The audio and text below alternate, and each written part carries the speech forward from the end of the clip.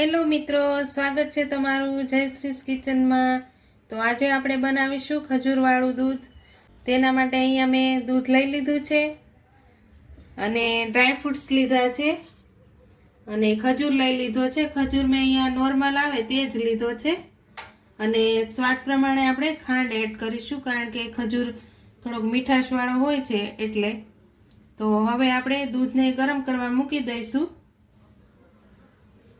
તો આપણે ગેસ ચાલુ કરી દઈશું। તો આપણે અહીંયા દૂધને ગરમ કરવા પહેલા ગરમ કરી લેવાનું છે।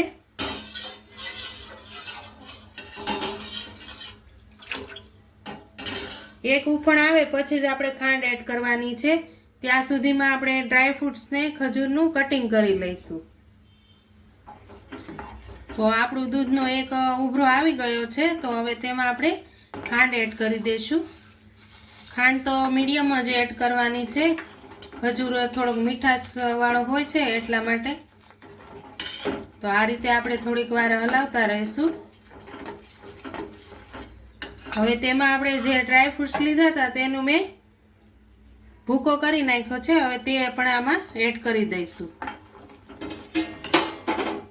આ રીતે ઘટ થાય ત્યાં સુધી આપણે હલાવતા રહીશું।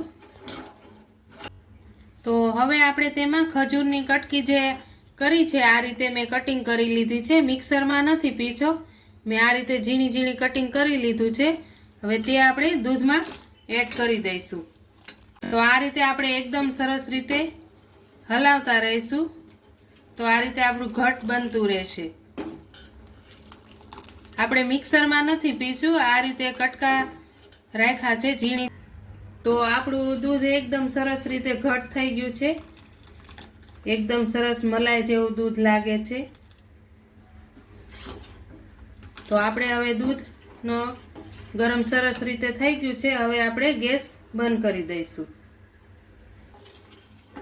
તો આ દૂધ શિયાળાની ઠંડીમાં ખૂબ જ મજા આવે છે પીવાની, અને સવારમાં આ દૂધ પીવાથી આપણા શરીરમાં તંદુરસ્તી રહે છે અને શરીર હેલ્ધી રહે છે અને આપણા હાડકાં પણ ખૂબ જ મજબૂત બને છે અને આ સ્વાદમાં એકદમ સરસ ટેસ્ટી બનીને તૈયાર થાય છે। તો આપણું દૂધ એકદમ સરસ રીતે તૈયાર થઈ ગયું છે, હવે તેને આપણે નીચે ઉતારી લઈશું।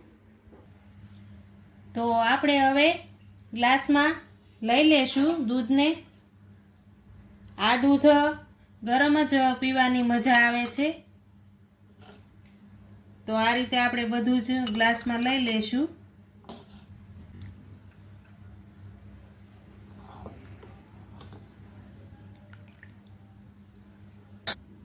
તો હવે આપણે ઉપરથી કાજુ બદામની કતરણ કરી છે તે એડ કરી દઈશું।